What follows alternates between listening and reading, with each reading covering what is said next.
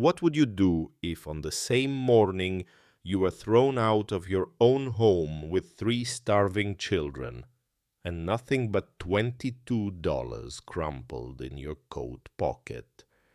You discovered that someone was following you, that every step you took along that frost-bitten Montana road, every desperate glance you cast over your shoulder, revealed a shadow that had no business being there.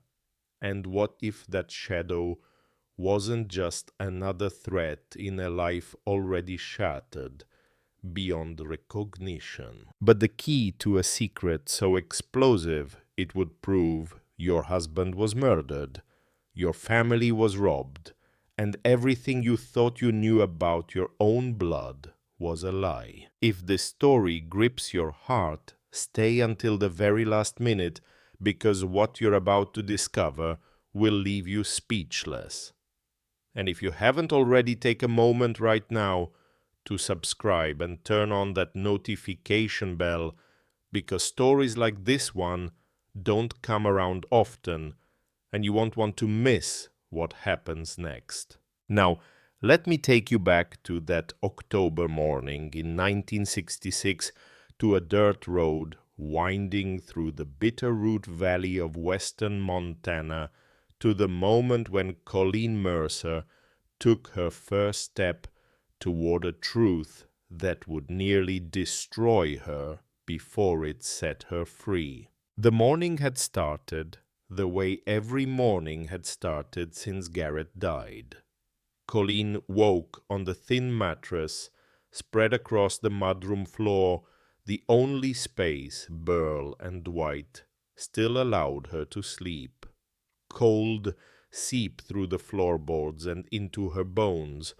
October in the Bitterroot meant frost on the windows by dawn, and the mudroom had no heat source, no insulation, just bare walls and a door that didn't seal properly, letting in a knife-edge draft that smelled of pine and frozen earth. Colt was pressed against her chest, his breathing shallow and rapid, his tiny body radiating the low-grade fever that had lingered for weeks. She touched his forehead with the back of her hand. Still warm, too warm.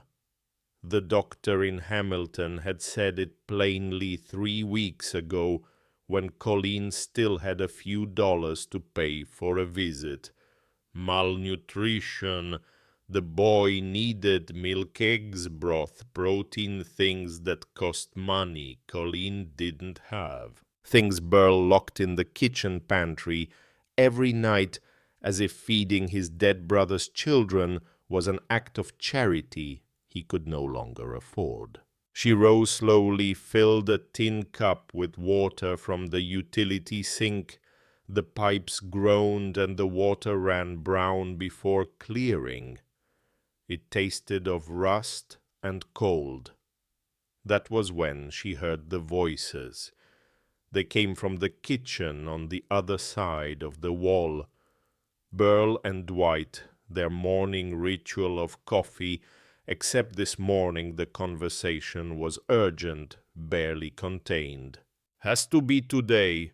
Burl's voice was a rasp, the sound of a man who'd been drinking whiskey past midnight and smoking since before dawn. "She can't stay another night." Where's she supposed to go? Dwight, always hesitant, always trailing behind his older brother, like a dog kicked too many times to lead. "She doesn't have family, Burl. She doesn't have a dime." "Not my problem." A fist hit the table, cups rattled.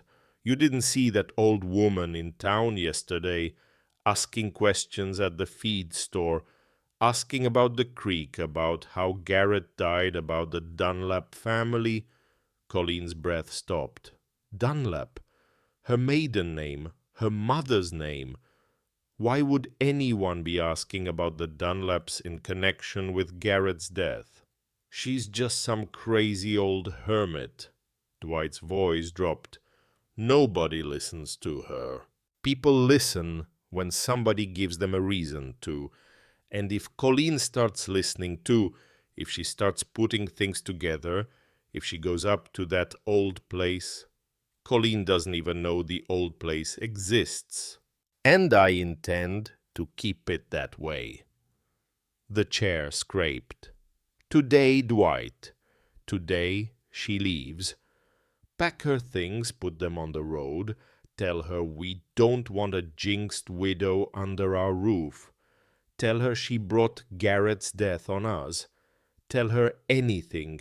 Just get her gone before she starts asking the wrong questions. Colleen pressed her back against the wall, her pulse hammering. Her hand, without thinking, slipped into her coat pocket and closed around the small brass object she always carried there. A spur rowel, six-pointed, no bigger than a silver dollar, its edges worn smooth by decades of use. They'd found it in Garrett's jacket pocket the night they pulled his body from the irrigation creek. Colleen had kept it without knowing why. Garrett had never worn spurs, never owned any. But the little brass star had been clutched in his dead hand as if it meant something, as if in his final moments he'd been holding on to it the way a man holds on to a prayer. She rubbed her thumb across its surface, now feeling the familiar grooves, the tiny imperfections in the metal. It was warm from her body heat, always warm as if it carried its own small fire. She had perhaps 3 minutes before the door exploded open. Burl filled the frame. He was a big man, thick through the shoulders and neck, with hands that looked like they'd been made for breaking things. His face was weathered granite, small eyes beneath heavy brows, a mouth incapable of any expression except contempt. He smelled of tobacco and sweat, and something sour underneath something that had grown worse since Garrett's death. "Get up, pack your things, you and those kids are leaving." Colleen forced her voice steady. This ranch was Garrett's. Was. The word landed like a stone, dropped into still water. Garrett's dead. Ranch passed to family, to me and Dwight, not to you. I'm his widow. I have rights. Rights. Burl stepped closer. She could feel the heat of his anger rolling off him. You've got no rights here. You brought bad luck into this house the day you married my brother. Since Garrett drowned, nothing works. Cattle-sick fences rotting the creek, running low. You're a curse, Colleen. You killed my brother just by being near him. The words cut through 9 months of grief and exhaustion. But beneath the pain, something else moved. Anger. A slow, deep anger, building through every cold night on this floor, every meal denied to her children, every insult absorbed without response. Garrett didn't die because of me. Garrett died because he didn't see it coming. The slap caught the left side of her face and snapped her head sideways. White light burst behind her eyes. Cold, startled, awake, began to wail. Colleen pulled the baby against her chest, tasting copper where her lip had split against her teeth. Don't finish that sentence. Don't talk about my brother. Don't talk about how he died. Just take your things and get out. She looked at him through blurring tears. Her cheek burned. Her ear rang, and somewhere deep inside the last filament of hope that these men might possess some residual decency simply snapped. Fine. She wiped the blood from her lip and stood. We'll go, but let me pack and let me take my children. 15 minutes. Whatever's still here after that goes in the burn pile. 15 minutes to gather a lifetime. She started with the drawer under the sink. A wedding photograph creased and yellowed Garrett in his borrowed suit, Colleen in the white dress his mother had sewn. She folded it into a canvas sack. Then the wooden box with the children's birth certificates, Garrett's death certificate, and his wedding ring, a plain silver band she tried to sell twice but couldn't let go, clothes for the children, 2 thin sheets from the mudroom floor, Garrett's Bible from the high shelf, heavy and old with pencil notes in the margins from his grandmother, a half-empty box of stale crackers, a dented can of condensed milk, a tin cup, a plate, a spoon. That was everything. She found Tate and Nessa in the yard. The boy's eyes went immediately to her face, the red swelling, the split lip. Something no 13-year-old should know how to feel moved across his features. What did he do? We're leaving Tate right now. He hit you. His hands curled into fists, and he started toward the house. Tate, she caught his arm. No, if you go after him, he'll hurt you too, or worse. I need you to help me. I need you to carry your sister. Can you do that? The war in his eyes lasted a long moment. Then he nodded once, a hard and controlled motion. They walked out through the gate. Dwight stared at the ground, hands jammed in his pockets. Guilt carved into his face, but he said nothing. He was the kind of coward who let the older brother do the dirty work and washed his hands of it. Burl extended crumpled bills. $22. What Garrett had in his account. Don't come back. Don't use our name. You'll regret this. Someday you'll understand exactly what you've done, and it will eat you alive. Threats from a broke widow. Don't keep me up at night. Get off my property. She turned without another word. Nessa's small hand gripped hers with desperate force. Colt was quiet against her chest, too weak for crying. Tate walked at her left side, rigid and silent, carrying the canvas sacks across his thin shoulders. And they walked. The road was packed dirt, rutted by trucks and tractors, winding through the valley floor between walls of cottonwood and aspen, already turning gold with autumn. The Bitterroot Range rose to the west, massive and indifferent, its peaks dusted with early snow. To the east, the Sapphire Mountains held the morning light like a promise that had nothing to do with Colleen or her children or the wreckage of their lives. She didn't look back. If she looked back, she might see the porch where Garrett used to sit after supper, whittling small animals from pine scraps while the children played at his feet. She might see the window of the room where Nessa was born during a thunderstorm while Garrett paced the hallway wearing a groove in the floor. If she looked back, she would break. So she kept her eyes forward, fixed on the road, stretching ahead like a wound cut through the valley. It was Tate who noticed first. Mom, someone's behind us. She stopped and scanned. Empty. Fields cattle, near a fence line, aspens, shimmering silver and gold. I saw her when we were leaving. A woman under the big cottonwood by the creek bridge, old, just watching us. Colleen looked again.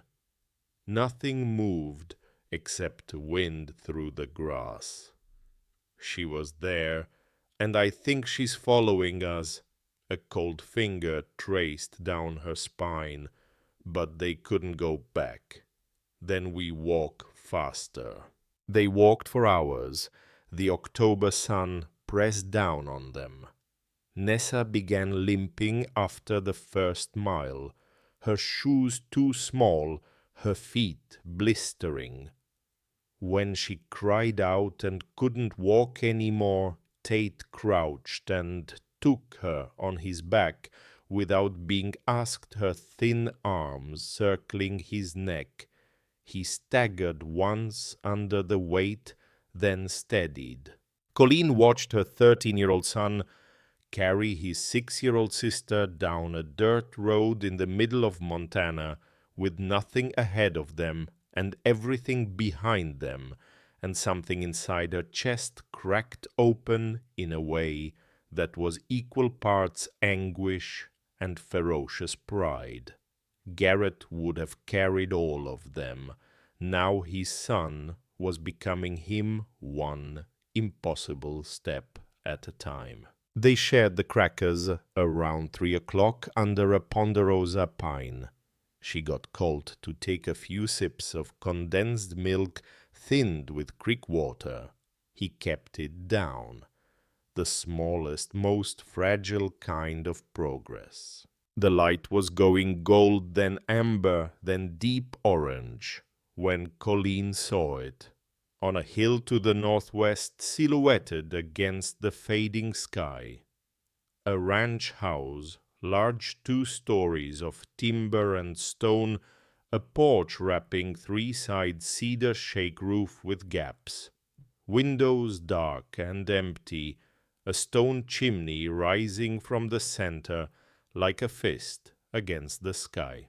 Abandoned, grass growing through the porch boards, a fallen tree against one wall, but something about the place pulled at her, something wordless and deep below thought, below reason, an instinct she couldn't name, but couldn't ignore. "What is that place?" Tate asked. "I don't know," but her feet were already turning toward the hill. "Looks haunted," Nessa whispered. "No such thing as haunted, sweetheart. Just old and empty." They pushed up the overgrown path. The house revealed itself in stages, none encouraging.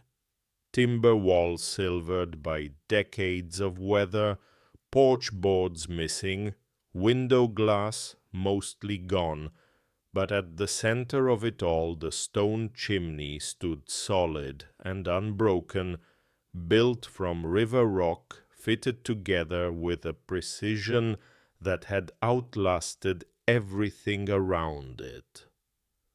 A fireplace, opening large enough for a man to stand in.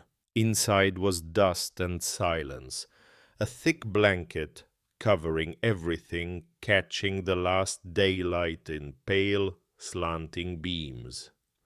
A main room with high ceilings and exposed beams, furniture draped in sheets turned gray with age, and dominating the far wall, the fireplace. A cathedral of stone, the mantel a single slab of dark timber, the hearth deep and wide still holding ghosts of ash from a fire that had burned out decades ago. Colleen touched the cold stone and felt in some way she could never afterward explain that she had been meant to come here, that this place had been waiting for her. They found a small back room with a door that still latched. She spread the sheets, laid Colt down, covered him. Nessa curled beside him and was asleep almost instantly. Tate sat with his back against the wall. "I'll take first watch. You need to sleep. I'll sleep after you do." She didn't argue. She sat beside him, pulled Garrett's Bible from the sack, and held it in her lap without opening it. In her other hand she held the spur rowel, turning it slowly between her fingers, feeling each of the 6 points press gently into her skin. Dad would have known what to do, Tate said quietly. He would have done exactly what we're doing. He would have kept going. Silence for a while. Then from outside, the sounds of the old house settling into night. Wind through broken windows. The creak of timber contracting in the cold. Small scratchings that were probably mice. Just before midnight, footsteps. Slow, deliberate. Someone moving through the house with the confidence of a person who knew every room, every loose board to avoid. The footsteps stopped right outside their door, a long silence. Then a voice, old and thin but steady as stone. "You're where you need to be, child. Sleep now. We'll talk in the morning." Footsteps retreating, a door closing softly, silence. When morning came, it came with the smell of coffee. Colleen followed the aroma down the hallway to the kitchen and stopped in the doorway. A woman stood at the old cast-iron stove, which should have been cold and rusted, but was now radiating heat from a fire inside it. She was small, bent at the shoulders, wearing a plain grey dress and an apron, white hair pulled into a low knot at her neck. Her hands moved with the practiced certainty of someone who'd spent a lifetime feeding people. "You going to stand in that doorway all morning, or are you going to come in and eat?" She turned. Her face was a landscape of deep lines, every crease earned by decades of sun and wind and work. But her eyes were startlingly alive, dark brown and sharp, carrying an intelligence that age had done nothing to diminish. "Who are you?" "My name is Opal Stenger, and I know who you are, Colleen Mercer." She took the offered coffee, black bitter, strong enough to wake the dead. It was the best thing she'd tasted in months. Opal placed a plate, bread still warm, and white cheese.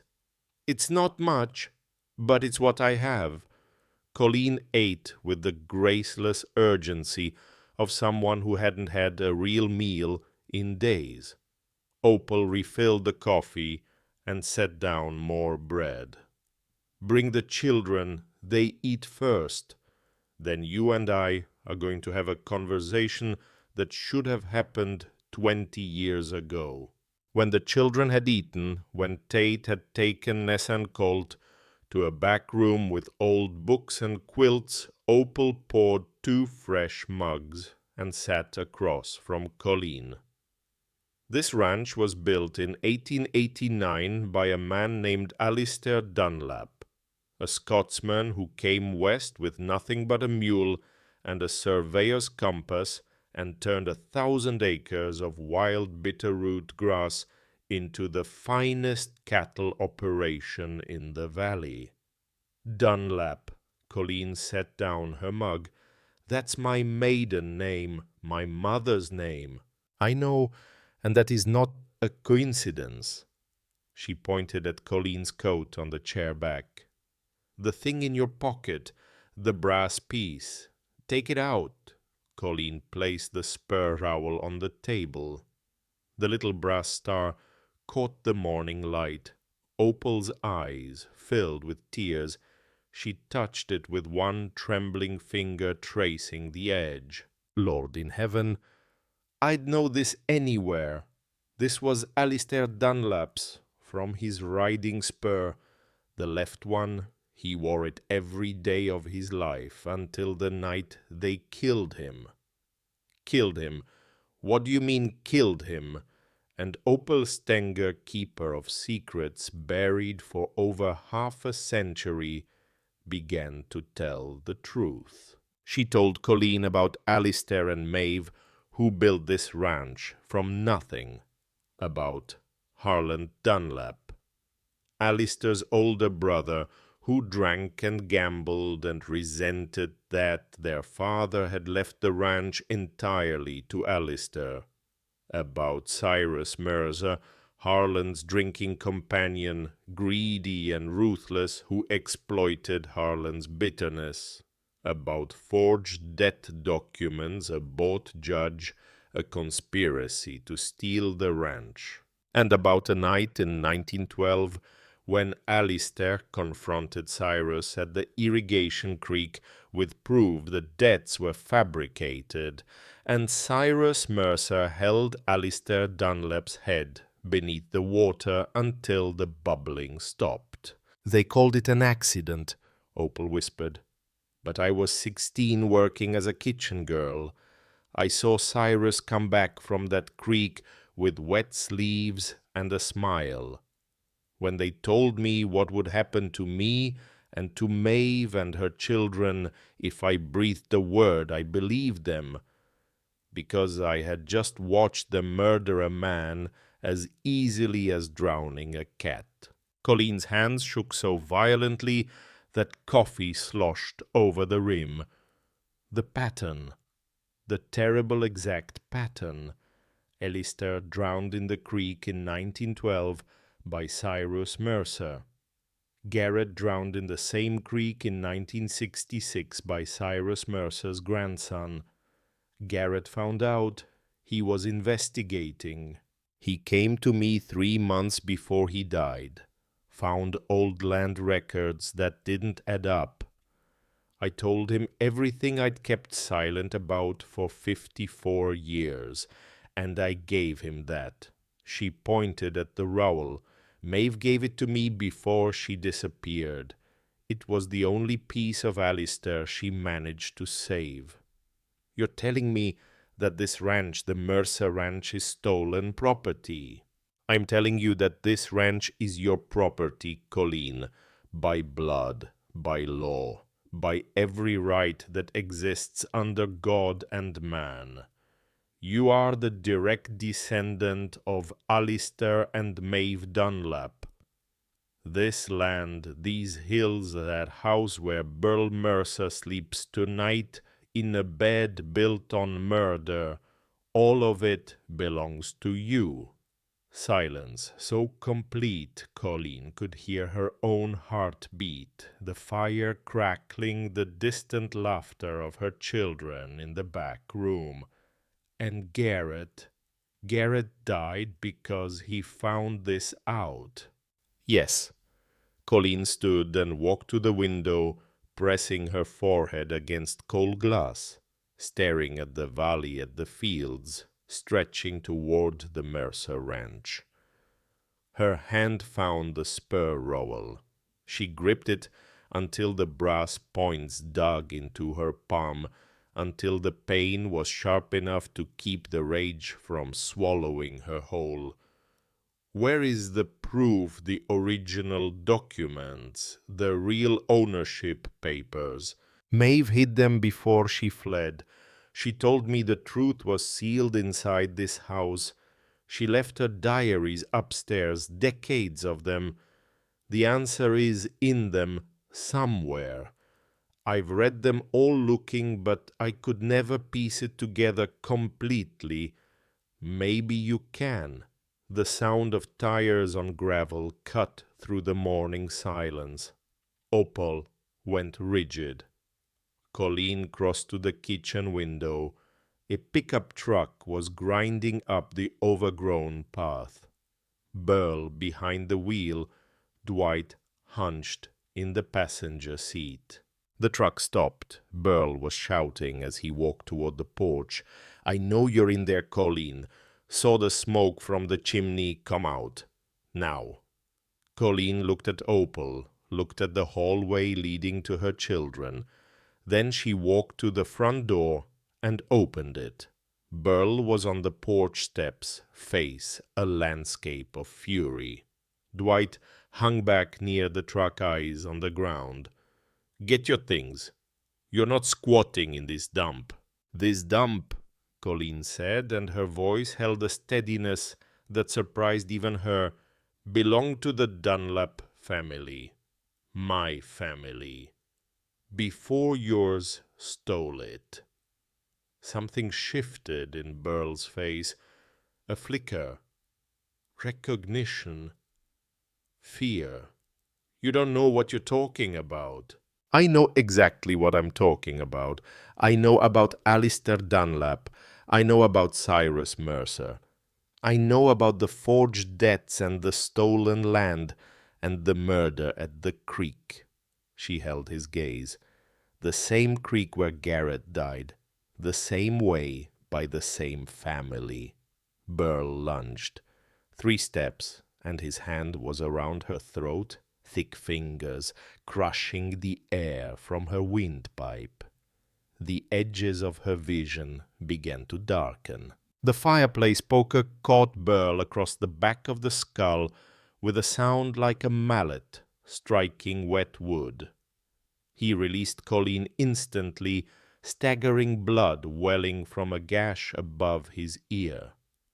Behind him, Tate stood with the poker raised his narrow chest, heaving, his eyes blazing with fury, so pure it was almost luminous.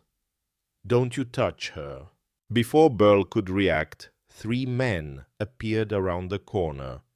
Ranchers by their boots and sun-darkened faces. One carried a rifle, broken open over his forearm. Morning, Burl. Opal called us about an hour ago. Said there might be trouble. Burl looked at the men, looked at Colleen gasping one hand on her bruised throat, looked at Tate, who had not lowered the poker. Then he looked at Dwight still by the truck, and for the first time the younger Mercer met Colleen's eyes. Not cruelty, not contempt, shame. Raw gutting, inescapable. This isn't over, Burl said, spitting blood. Whatever that old woman told you, it won't matter. You've got nothing, no proof, no money, no lawyer, and when I'm done, you won't have a roof over your head either. Get off my property, Colleen rasped. Her voice was ruined, barely audible through her damaged throat, but every word landed. The truck reversed down the path and disappeared. Colleen's legs gave out. She sat on the porch steps, shaking the spur Rowell clenched in her fist, its 6 brass points printed into her palm like a brand.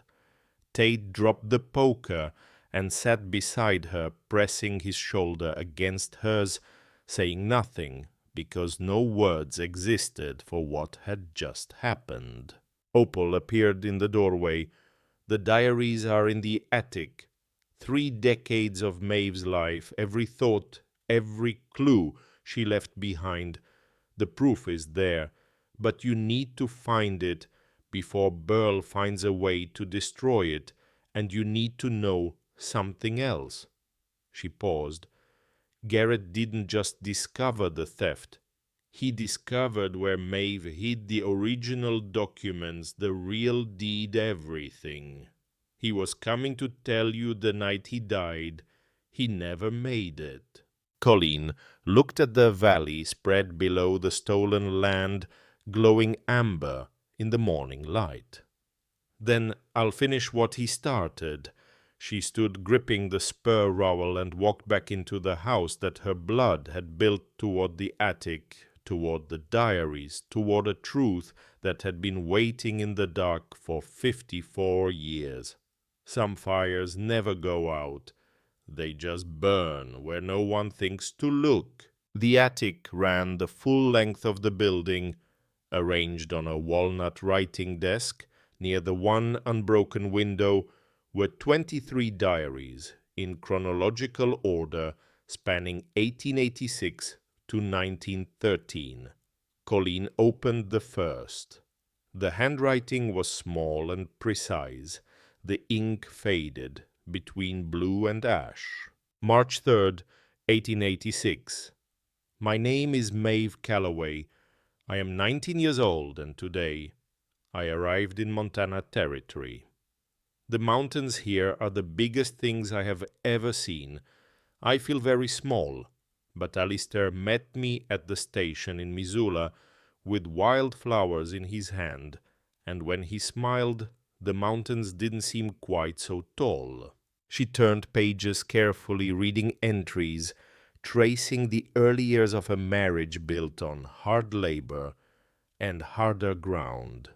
Maeve's first Montana winter.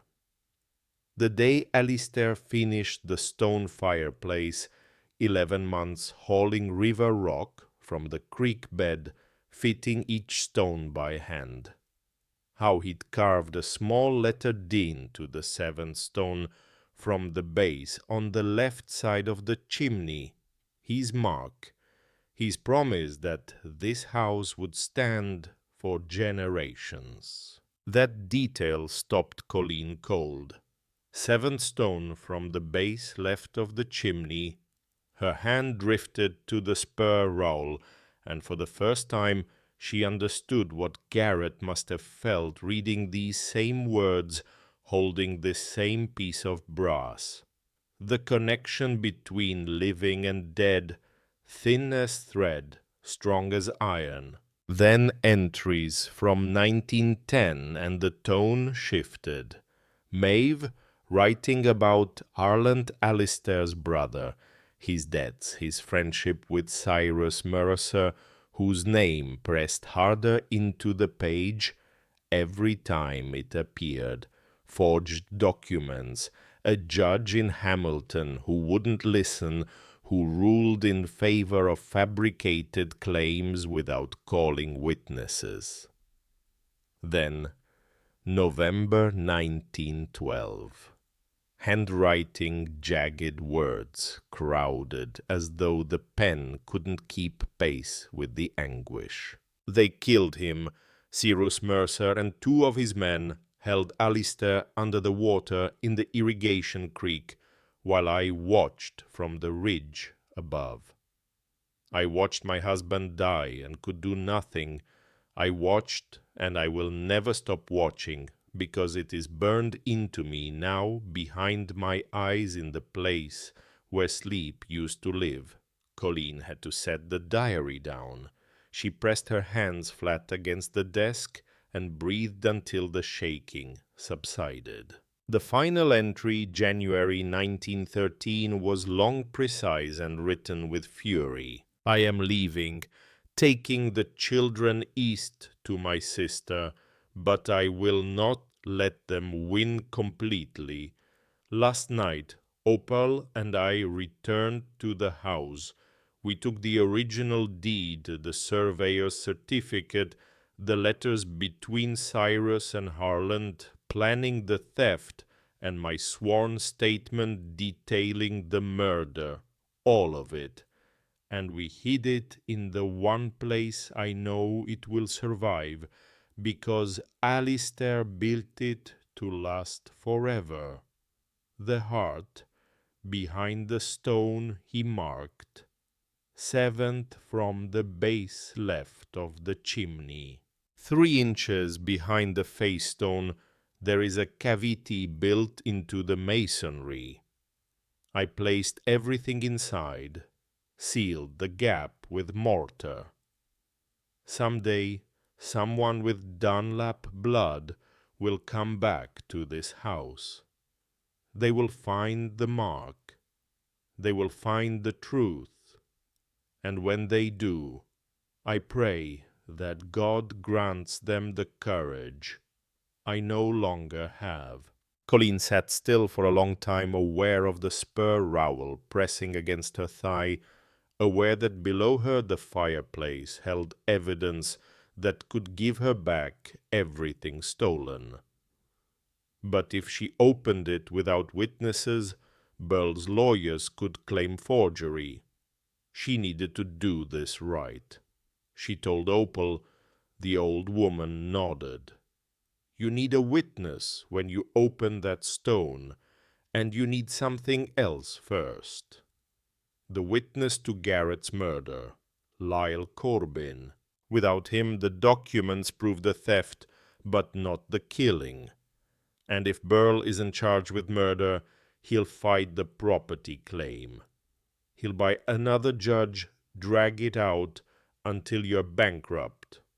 Colleen left on foot, cutting across the pastures behind the ranch house to avoid the main road. The walk to Hamilton took over an hour. Her feet, already raw, reopened their blisters within the first mile. She ignored them. Hamilton was a small town stitched along the Bitterroot River. At the general store, the woman behind the counter studied her face, the fading bruise, the split lip. Something shifted in the woman's expression, not pity, recognition.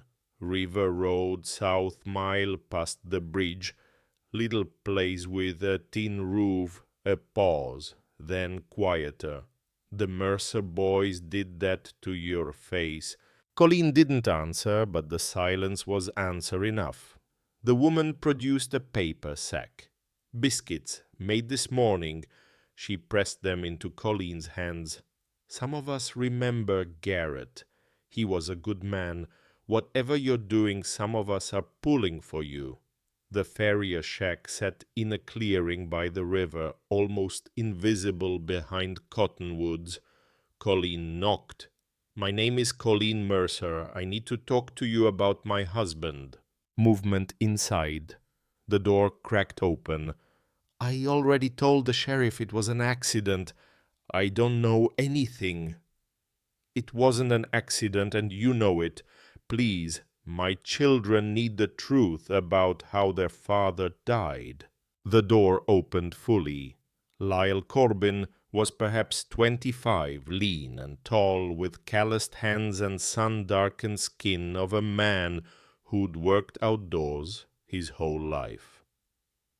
But what struck Colleen was the exhaustion, not physical tiredness, but the deeper fatigue of a conscience that hadn't slept in 9 months.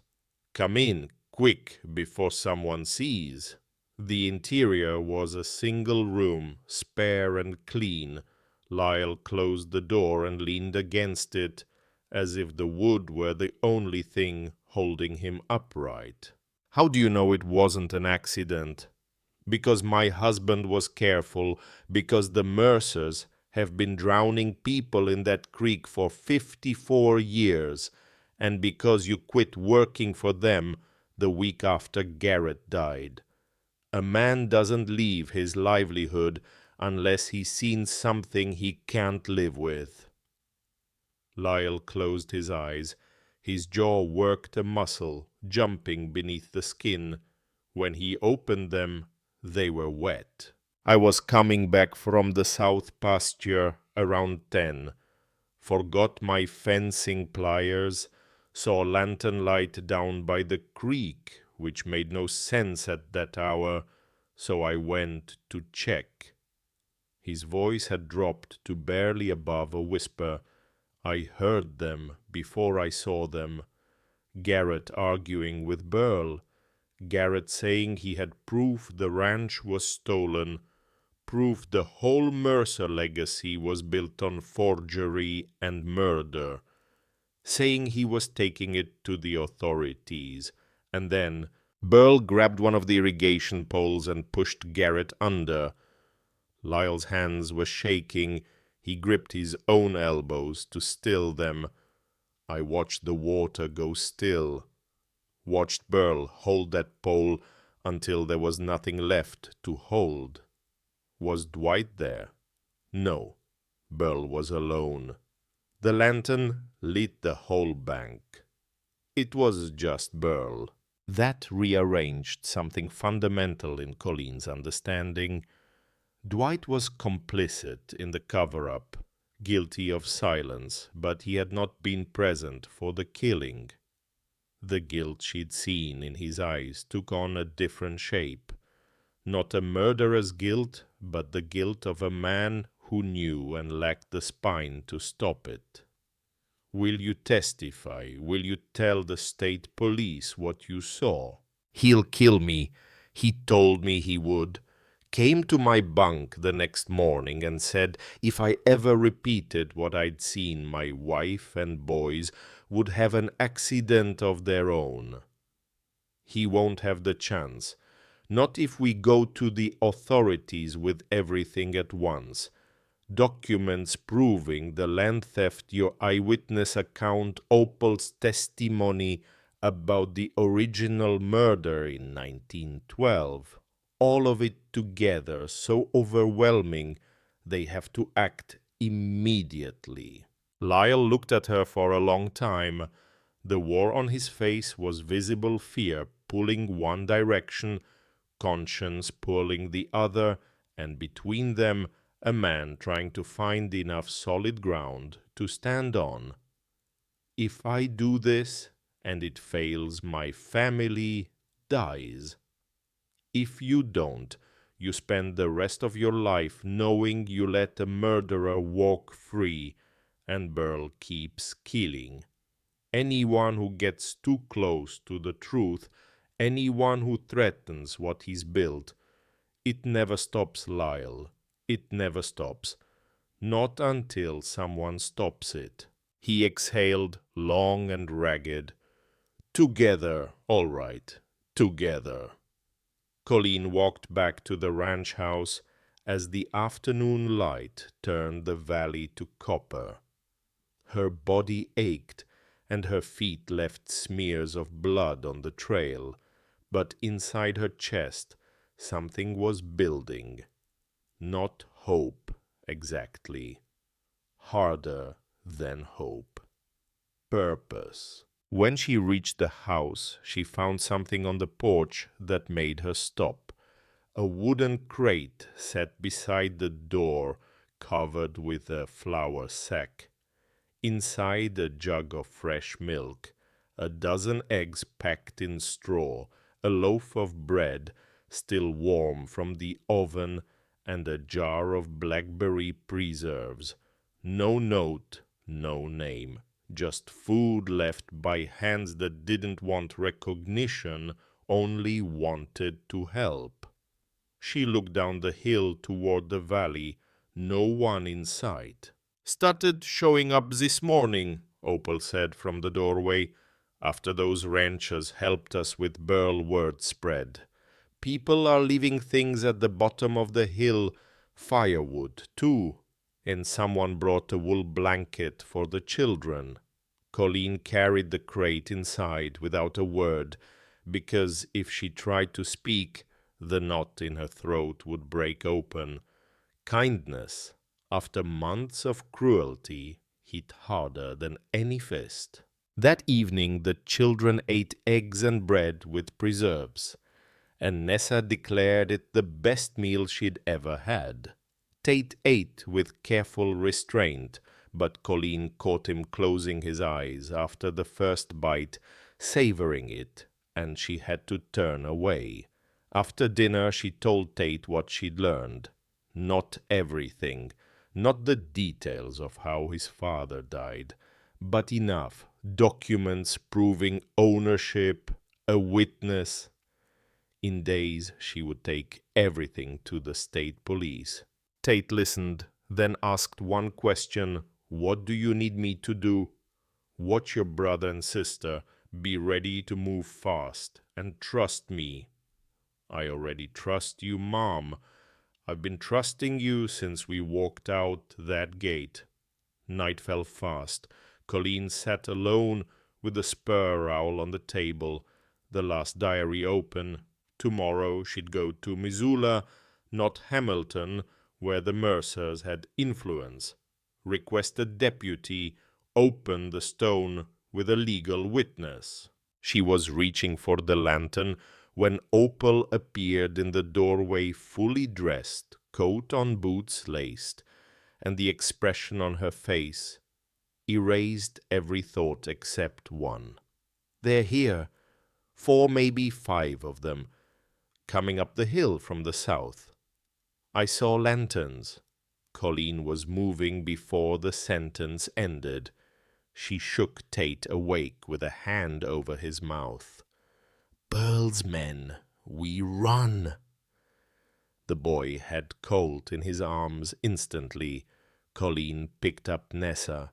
"Kitchen door," Opal whispered. "North side. Into the trees downhill to the river road. The church is a mile east." They moved in single file. No lights. Opal leading Colleen behind with Nessa Tate, with Colt. The kitchen door's hinges made a thin carrying sound. They froze. Somewhere on the other side of the house a man's voice, then laughter, low and ugly. "Now." Opal stepped into darkness. Colleen's bare feet hit frost-stiffened grass, the cold so sharp it felt like stepping on broken glass. She clutched Nessa against her chest and ran, not looking back, not thinking, just moving through the dark field toward the black line of trees 50 yards ahead. 30 yards out, the shout went up. "They're moving north, go." Lanterns flared behind them, yellow light swinging wildly, throwing lurching shadows across the field. Heavy boots pounding the earth. Men shouting instructions with the coordination of a group that had done this before, that had hunted things in the dark and enjoyed it. Colleen ran harder. Nessa was crying now, muffled sobs pressed into the collar of her coat. Ahead, Opal moved with a speed that defied her years, her knowledge of the terrain guiding her between rocks and roots that would have sent anyone else sprawling. The trees, they reached the tree line and plunged into darkness so complete Colleen could see nothing, not even her own hand, and had to navigate by sound, by Opal's footsteps ahead, by Tate's breathing behind. Branches whipped her face. She caught a limb that opened a cut above her eyebrow. Warm blood began to run into her left eye. She wiped it with her shoulder and kept moving.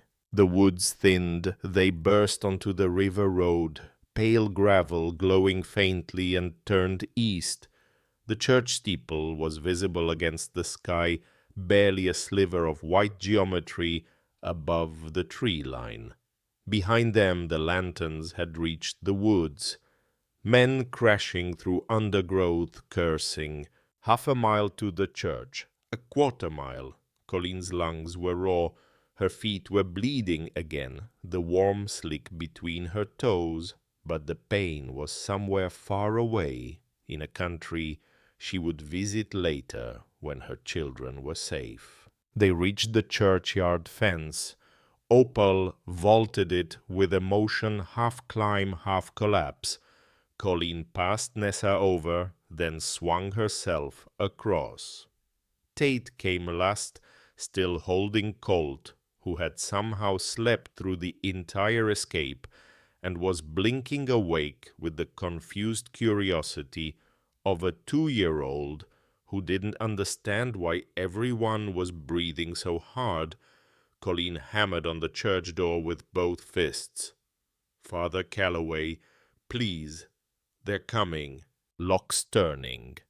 The door opened.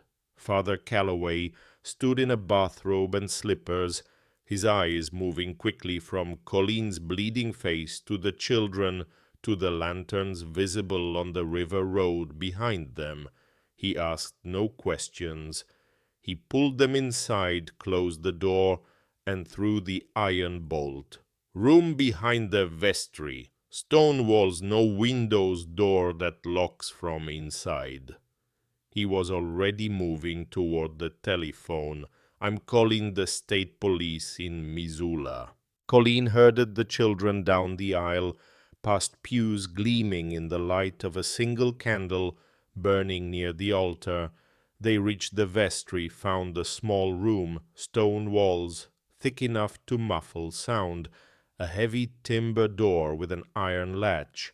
She put Nessa and Colt inside. Tate stepped in, then turned. I'm staying with you. You're staying with them. Mums. Tate! She gripped his shoulders. If something happens to me, you get your brother and sister out. That is the only thing that matters. The only thing. His jaw clenched, but he nodded. She pushed the door closed and heard the latch drop. Then she turned and walked back up the aisle toward the front where the sounds had already begun. Fists on the door, boot heels, a voice she knew as well as she knew her own pulse. Open the door, Calloway. I know she's in there. Father Calloway set down the receiver. State Police. 20 minutes. The door shuddered. Wood splintered. Colleen grabbed pews and jammed them crosswise as a barricade. Then a different sound. Metal on metal. Something being pried. She smelled it before she saw it. Kerosene. Sharp and acrid seeping under the door. He's going to burn it. But the kerosene didn't ignite. Voices outside arguing, sharp and furious. Put it away, Burl. For God's sake, it's a church. Dwight. Get out of my way. No, not this. I went along with the rest of it, all of it. But I'm not burning a church with children inside. That's where I stop. That's where this stops. Through the fractured door, Colleen saw Dwight, standing between his brother and the entrance arms spread, blocking the way, his face a mask of terror and desperate last-second conviction. Burl hit him. Colleen heard the impact, heard Dwight stagger, but he didn't move from the doorway. You're going to have to go through me. Then sirens split the night. Red and blue light bled through the stained glass windows, painting the church interior in shifting patterns of crimson and cobalt. 3 state police cruisers, officers emerging with flashlights and authority on the ground. All of you, now! Burl stood motionless, staring at the lights. Then he looked at Dwight, still standing in the doorway, with blood running from his nose, and something final and irreversible passed between them. The severing of a bond that had held through decades of shared crime, but could not survive the moment one brother chose to stop. Burl knelt, slowly, with the deliberate movements of a man who wanted it known. He was choosing to comply, not being forced. An officer pulled his arms behind his back. Handcuffs clicked. Colleen slid down the wall to the floor, her back against cold stone, her whole body shaking with the release of tension that had been holding her upright for the past hour. Blood from the cut on her forehead had dried in a dark line down the left side of her face. Her feet were raw and throbbing. Every muscle burned. Father Calloway opened the vestry door. "They're safe," he said, answering the question she couldn't voice. All 3 of them. Sleeping. Opal sat beside her on the floor. "It's not over. We have testimony, we have the diaries. But without the original documents from the fireplace, a good lawyer can still unravel this. Burl has money connections, judges he's bought for decades. And Dwight." Colleen closed her eyes, seeing again the younger Mercer planting himself between the kerosene and the door. He wasn't at the creek the night Garrett died. Lyle confirmed it. And tonight he stopped Burl from burning us alive. People are complicated, child. Even the worst families produce someone who can't quite stomach what they've become. An officer appeared at the ruined entrance. "Miss Mercer, I'm Lieutenant Haskell, Montana State Police. I need you to come make a statement." Colleen stood. She reached into her pocket and closed her hand around the spur rowel, its 6 points pressing into her palm, and followed the lieutenant into the flashing red and blue night. As she stepped through the shattered doorway, she looked back at the church one final time, at the barricade of pews, at the kerosene stain on the threshold, at the candle still burning near the altar, steady and untroubled, as though none of this violence had anything to do with it. The state police station in Missoula smelled of burnt coffee and floor wax. Colleen sat in a wooden chair beside Haskell's desk, her feet wrapped in gauze a paramedic had applied in the church parking lot, her forehead stitched with 3 small sutures, and told her story from beginning to end. The morning Burl expelled her. The walk, Opal and the diaries and Maeve's account of the 1912 murder, Lyle Corbin, the kerosene at the church, Dwight's stand, the documents sealed inside the fireplace that she had not yet retrieved because she wanted legal witnesses present. Haskell listened with unhurried precision. "I believe you, Mrs. Mercer, but belief and evidence are different animals in a courtroom. The diaries are hearsay until authenticated. Corbin's account is strong, but a defense attorney will hammer his credibility since he waited 9 months. The fireplace documents, assuming they're legible after 54 years, still need expert verification. This needs to be airtight." The case was filed in Ravalli County Court 3 days later. Judge Pembroke was a thin man with thin lips and thin patience who had presided over the county for 23 years. Roughly the same number of years the Mercer family had been making donations to county infrastructure, the volunteer fire department, the annual rodeo, and the judge's re-election campaign. He ruled the diaries of Maeve Dunlap, he stated, were unverified personal writings with no established chain of custody, therefore inadmissible. Opal Stenger's testimony was unreliable due to her advanced age and acknowledged personal grudge.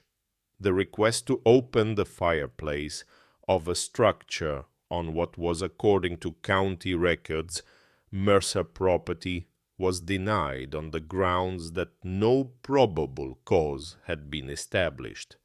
Case dismissed. Colleen stood in the corridor outside the courtroom and felt the floor dissolve beneath her. Haskell was beside her, jaw tight, already talking about appeals and state-level review, but his voice was coming from somewhere far away on the other side of a wall of glass that had dropped between Colleen and the world. She walked outside, sat on the courthouse steps.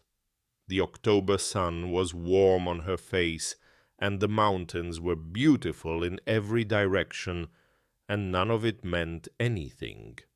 She opened her hand and looked at the spur rowel lying in her palm, 6 brass points dulled by half a century of restless fingers. Garrett had died holding this, had clutched it as the water closed over him, as if a small piece of stamped brass could anchor him to a world being taken away. And the judge had decided, with a few words from behind a polished bench, that the truth didn't meet his standard of evidence. Tate found her there. He'd been waiting with Opal and the children. When he saw her face, he didn't ask what happened. He sat beside her on the cold stone steps. They stayed like that, watching ordinary traffic. A woman walking a dog. A man carrying groceries. The machinery of a world where most people never had to fight for things that should have been theirs by right. Dad didn't quit, Tate said quietly. He found out the truth, and he kept going even when it was dangerous, even when it cost him everything. No, he didn't quit. She closed her fist around the roll and stood up. What happened next, Colleen would not learn about until later. She would not learn that Dwight Mercer had spent 3 days in a rented room above the hardware store in Hamilton, not eating, barely sleeping, sitting on the edge of a sagging bed with his face in his hands. She would not learn that he had written 4 letters long and detailed, addressed to no one, and burned each one before the ink had fully dried. She would not learn that on the morning after Judge Pembroke dismissed the case, Dwight Mercer drove not to the county courthouse, but passed it north on Highway 93 for 2 hours to the office of the Montana State Attorney General in Helena. That he walked in without an appointment, sat in the waiting area, and told the receptionist he would wait as long as necessary to speak about a murder, a land theft spanning 54 years, and a county judge who had been taking money from his family for over 2 decades. She would not learn any of this until Haskell called her at the church, where Father Calloway had given them shelter after the courthouse defeat, and said 4 words that made Colleen drop the telephone receiver and pick it up off the floor with hands that had suddenly forgotten how to grip. Dwight Mercer is talking. He talked for 9 hours. He gave the state prosecutor everything. Financial records documenting 20 years of payments from Mercer accounts to Judge Pembroke, to the county sheriff, to the land assessor's office. Letters between Burl and lawyers discussing how to maintain the fraudulent claim, and his own sworn testimony about the night Garrett died, confirming that Burl had told him the next morning, calmly over coffee, that the problem had been handled, and that if Dwight ever spoke about it, he would join Garrett at the bottom of the creek. The prosecutor asked Dwight why he had come forward now after decades of silence. Because she stood in a doorway with nothing, Dwight said. No money, no power, no weapon, just her children behind her and the truth in her mouth. And she didn't back down. I've been backing down my whole life, and I'm tired of the taste of it. The state attorney general moved fast. Within 48 hours, Judge Pembroke was suspended. A state circuit judge was assigned. A court order authorized the search of the Dunlap ranch house fireplace to be conducted in the presence of a state prosecutor, a forensic document examiner, and 2 independent witnesses. They came on a Thursday morning, a convoy of state vehicles winding up the overgrown path through ground fog that lay across the valley like gauze. Colleen was waiting on the porch, Opal beside her, Tate standing just behind Colt on his hip, Nessa holding his free hand. The state prosecutor was a woman named Aldridge, compact and precise, with reading glasses pushed up on her forehead. The forensic examiner carried a leather bag of tools, and said almost nothing. The two witnesses were the same ranchers who had come to Colleen's aid that first morning, men who nodded to her as they climbed the porch steps, but offered no words, understanding that this moment required something more careful than conversation. Colleen led them inside, down the hallway past the kitchen, where Opal had poured that first cup of coffee, into the main room where the fireplace dominated the far wall. Morning light streamed through the eastern windows, now shafts of pale gold falling across the stone hearth. She knelt before the fireplace. The stones were cold under her fingers, grey and brown river rock, fitted with meticulous care. She counted from the base. 1, 2, 3, 4, 5, 6, 7. Her fingertip found the groove before her eyes did. A shape cut into the face, shallow, no deeper than a scratch, but unmistakable. The letter D, carved by Alistair Dunlap's hand in 1889. The forensic examiner photographed the stone from multiple angles. Then, with a thin chisel and small hammer, he began to work the mortar free. 20 minutes the mortar, mixed by Opal's younger hands and Maeve's desperate ones 54 years ago, had set with the hardness of the original, but it came away in careful increments. The stone shifted. He gripped it and pulled. It slid out with a grinding sound that echoed through the empty house, and behind it, in the cavity Alistair had built into the masonry, was a tin box. Colleen reached in. The metal was cold, dry, untouched by moisture or light for over half a century.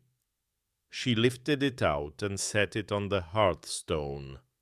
The lid was sealed with wax, cracked but intact. She broke it with her thumbnail and opened the box. Inside, wrapped in oilcloth that had done its job perfectly, were documents.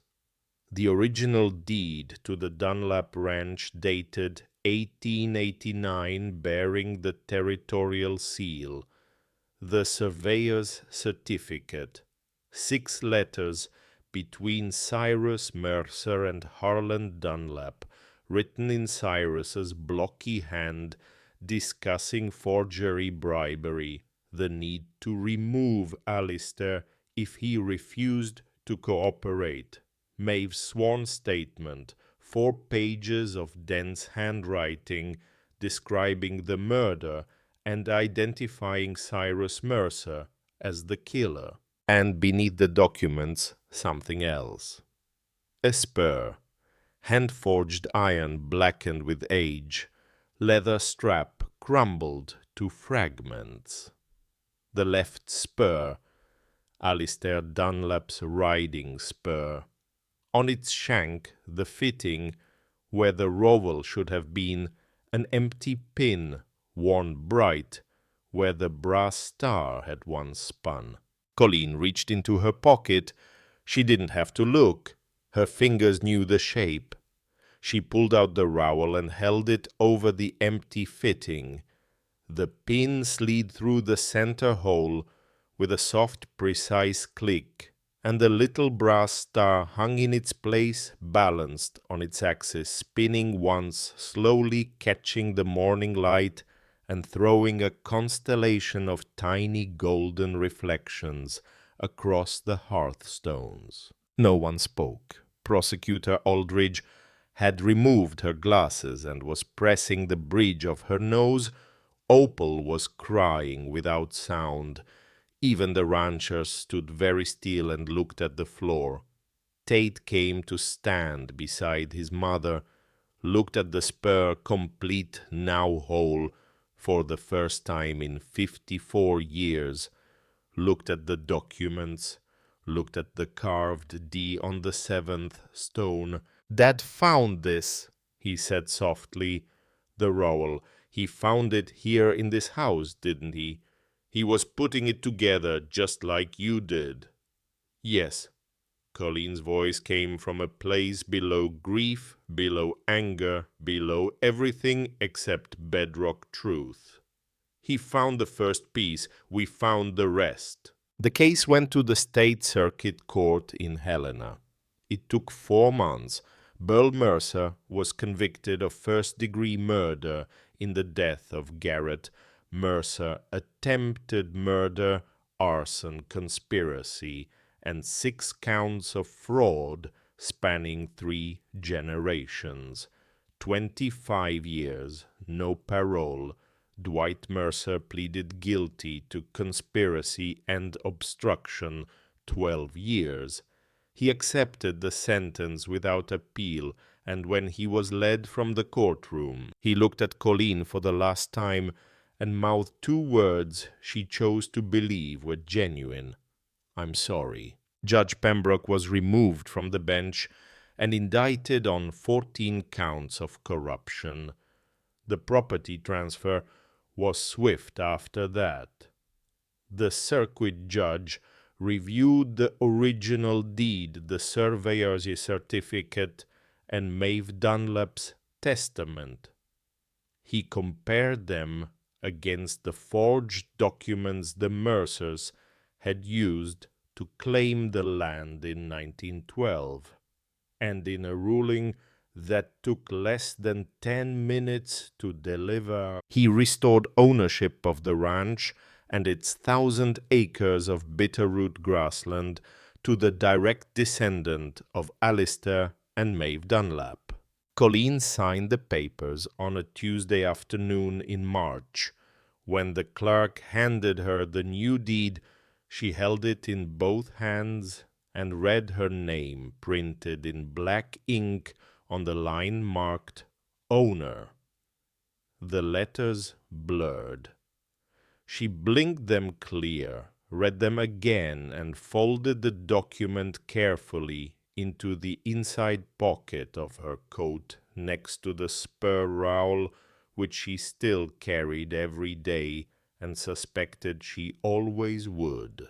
Spring came to the bitterroot the way it always does gradually, and then all at once snow retreating up the mountains a few hundred feet each week until the valley floor was bare and the grass began to push through in pale green waves. Colleen hired Lyle Corbin to manage the cattle operation, not as a hand, but as a partner with a share of the profits and a house on the north end for his wife and boys.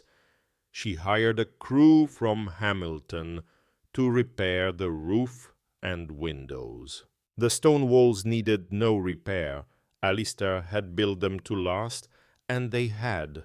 The fireplace she left exactly as it was, with the 7th stone removed and set on the mantel above the letter D facing outward.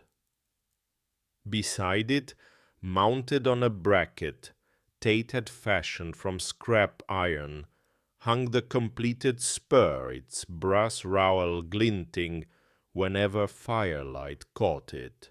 She kept Maeve's diaries in the attic on the same desk where they'd been found, but she added her own, a new journal, leather-bound, purchased from the stationer's shop in Missoula, opened to its first page on the evening she moved her family back into the house. April 14th, 1967.